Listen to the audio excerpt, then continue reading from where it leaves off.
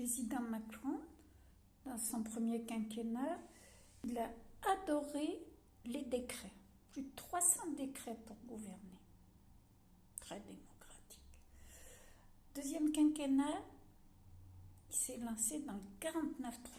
Tac, tac, tac, tac, tac, tac, tac, tac, tac, 49-3. Bon, il a vu que ça plaisait pas trop. Alors maintenant, il essaye le 47-1.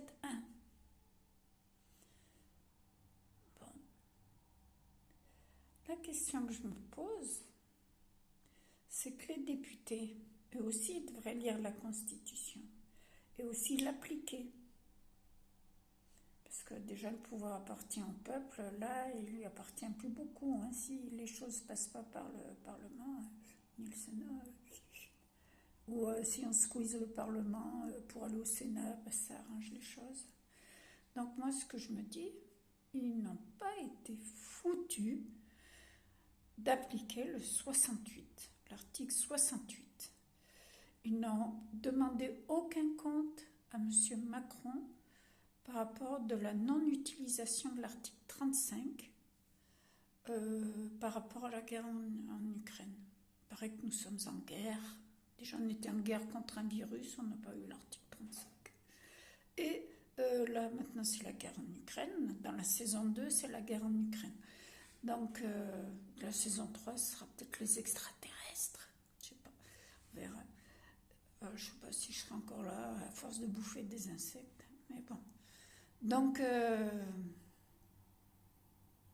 voilà. Les parlementaires aussi, ils ont vraiment une très lourde responsabilité dans ce qui se passe actuellement. Parlementaires et sénateurs, évidemment.